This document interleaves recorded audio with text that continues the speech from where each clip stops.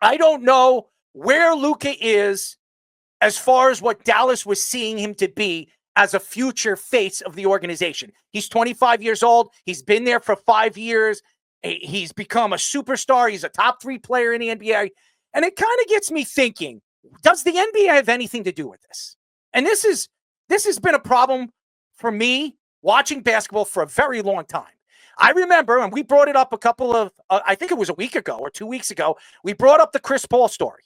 And if you remember, when Kobe Bryant was looking for that other superstar before anything. Now, Pau Gasol was there, but he was looking for that point guard, the guy that was going to be the setup man for this team, a superpowered team. And he was practically traded. Chris Paul was traded to the Lakers, and David Stern came out and said he vetoed the deal and did not let it go through. Now, ever since then, I'm starting to believe that the NBA is in control of who goes where. Now, everybody says that I was crazy about the rig stories with the NFL for years. Everybody said that me calling sports a business and that I think sports is rigged. I do believe in the NBA, the NHL, the NFL, the MLB. Somebody has a say on where somebody is going. Remember Alex Rodriguez? Remember that whole story? When he was traded to Boston, and all of a sudden, that got waived. It got waived. And then all of a sudden, the Yankees jumped right in and stole Alex Rodriguez from the Boston Red Sox. When I look at sports now, it has always been looked at as a business profit organization. Luka is one of the top 3 players in the league. He's a sensational player. I don't know about his weight. I don't care how much he weighs. When he is on the court, he makes everybody around him better. He is one of the more prolific offensive players we've seen come out of Europe. I don't think we've ever seen a player this talented. I said it many, many times. I've watched Dirk Nowitzki grow up in the NBA, and he was a sensational player. Luka is a better player, a better all-around player than Dirk Nowitzki. When I look at this trade, Anthony Davis is an unhealthy big man. Now, I don't know how he's going to work with Kyrie. It could work. Maybe it's a slam dunk for them if he can stay on the basketball court. What I do know, this year, Luka hasn't stayed healthy. But practically his whole career, he's been fairly healthy. So, yeah, he's out of shape. At least that's what they think he is. But when he's on the court, how many people does he run? How many people does he run down the court and keep up with? I've seen it many, many times. If he's so out of shape, why is he bringing the ball up and down the court?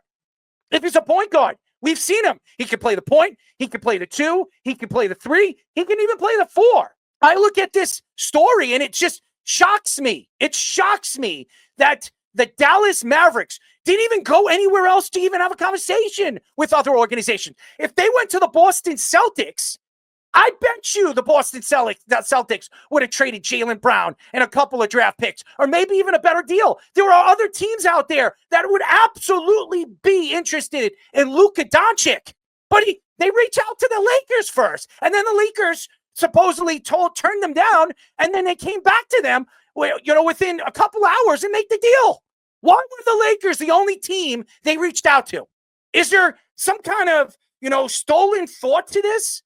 I do believe that the NBA has something connected to LeBron James. LeBron James obviously did not think he was going to win with Anthony Davis. They won one championship, and that was during COVID, when it was like, the bubble time, where they were playing in the bubble stadiums, and when there was no fans around. This is not the same team. They have no depth, and now you have a guy like Luka Doncic. We saw what he did with Dallas. We saw what he did with Jalen Brunson, with really just Jalen Brunson. You saw what he did with Kyrie Irving last year. Yeah, he had some good players. They added a move. They made a move with PJ Washington. They brought him in. They brought a big man. Yeah, they added pieces, but they weren't superstar players. Kyrie Irving, it was really because of Kyrie Irving and Luka Doncic on why they went to the finals. Yeah, they got their butts whipped, but nevertheless, they came out of the West. Now you have Luka Doncic going to the Lakers to play with bad news LeBron. LeBron is still one of the top players in the league. He's still averaging 27 points. He's still averaging about 7 assists a game. He's still averaging 8 rebounds a game. This guy is still at the top of his game. And now you have one of the top 3 players in the NBA going over there to Lakerville to play with LeBron. I'm going to tell you this right now.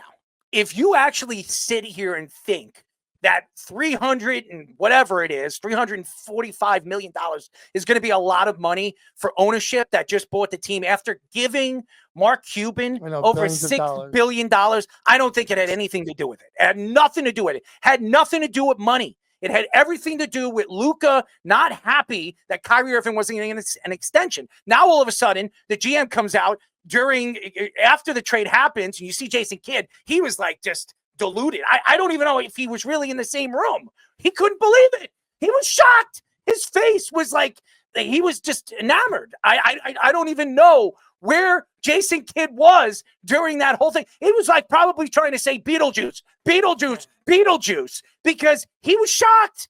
I was shocked. And then when the GM came out and spoke to the media and said, well, I got a plan. You're going to see our plan in the offseason. Okay, what is your plan? Because this offseason was the season where you could have made a move or a trade to make this team better. You were a borderline champion last year. You had Luka Doncic and Kyrie Irving, 3 games away from winning an NBA championship. And then all of a sudden, during the season, we're a quarter into, more than a quarter into the season. We're almost halfway through. You're all of a sudden trading your best player, your number one asset, a guy that's in his prime, that's one of the best players, one of the most talented players in the NBA, and saying that he's fat? That doesn't make sense. None of it makes sense. He's crazy. Ownership should be beating the hell out of this guy. And if ownership told him to get rid of him, then guess what? They should just sell their team. This guy is a face. This guy, first of all these Europeans, all these guys that want to come to the NBA, why do they want to come to the NBA? Because of Luka, because of Jokic. These are the 2 big superstars right now in the NBA. You can argue that Jokic is the number 1 guy and he's the number 2. And where are they from? They're from Europe.